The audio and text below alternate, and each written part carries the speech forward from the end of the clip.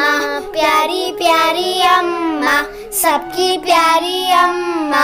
दुख देखे हैं कितने पर रोती नहीं अम्मा, चुनरी वाली अम्मा, प्यारी प्यारी अम्मा, सबकी प्यारी अम्मा, चुनरी वाली अम्मा, प्यारी प्यारी अम्मा।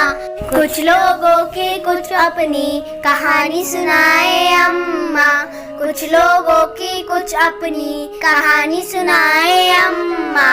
चुनरी वाली अम्मा, प्यारी प्यारी अम्मा, सबकी प्यारी अम्मा, चुनरी वाली अम्मा, प्यारी प्यारी अम्मा, सबकी प्यारी अम्मा। चुनरी वाली अम्मा, हमारी प्यारी अम्मा, राज दुलारी अम्मा, प्यारी प्यारी अम्मा। चुनरी वाली अम्मा, सबसे प्यारी अम्मा, मेरी प्यारी अम्मा, राज दुलारी अम्मा। चुनरी वाली अम्मा गांव के बच्चों के साथ मस्ती तो कर लेती थी, लेकिन जब उसे भूख सताती तो वो इधर से उधर घूमती, मगर उसे रोटी का टुकड़ा ना मिलता। तो गांव के खेत में वो देखती कि कहीं चने का साग हो, तो सरसों का खेत दिख जाता, वहां बैठ जाती, उनसे ही बात करती और अपनी भूख को मिटाती। और ये उसका रोज का क्रम बन सा गया था। हाँ, मेरी आधी भूख तो इस हरियाली को देखकर ही मिट जाती है।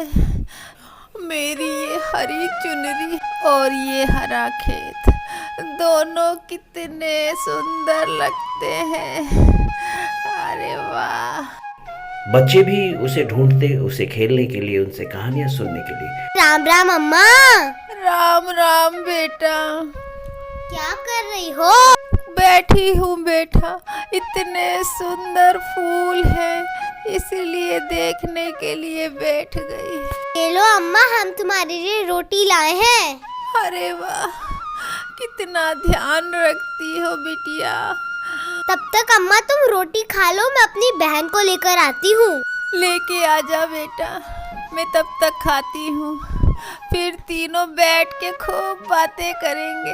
ये उसका रोज का क्रम हो गया था।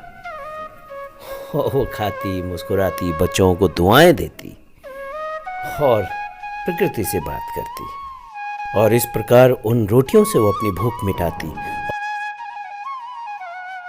आहा, कितनी अच्छी रोटी है, तेरी लीला अपरंपार है प्रभु।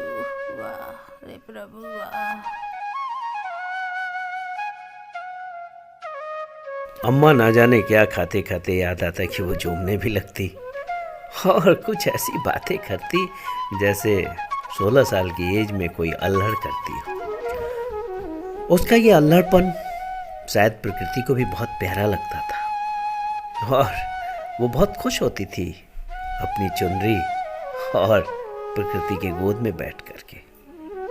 बस जी करता कि अम्मा को हम यूं ही निहारते रहे। और अम्मा थी भी बहुत प्यारी। गांव के सारे बच्चे उसे प्यारी अम्मा के नाम से बुलाते, और बच्चे उसके पास कभी भी भागे भागे आ जाते उससे खेलने के लालच में। राम राम अम्मा। राम राम बेटा, भगवान तुम दोनों का भला करे।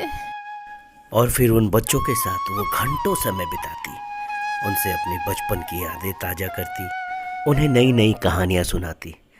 बच्चों का मन बस चुनरी वाली अम्मा में रमसा गया था। चुनरी वाली अम्मा और वो प्यारा सा गाँव, और ये बच्चों का साथ कितना प्यारा होता था, मैं शब्दों में बयां नहीं कर सकता। आप इसे सिर्फ महसूस कर सकते हैं। मैंने बड़े करीब से चुनरी वाली अम्मा की इन हरकतों को देखा है। बरबस ही उसकी तरफ कोई भी खींचा चला आता था। उसकी वो प्यारी बातें कभी खत्म ना होती, और बच्चे बस उसे निहारते रहते।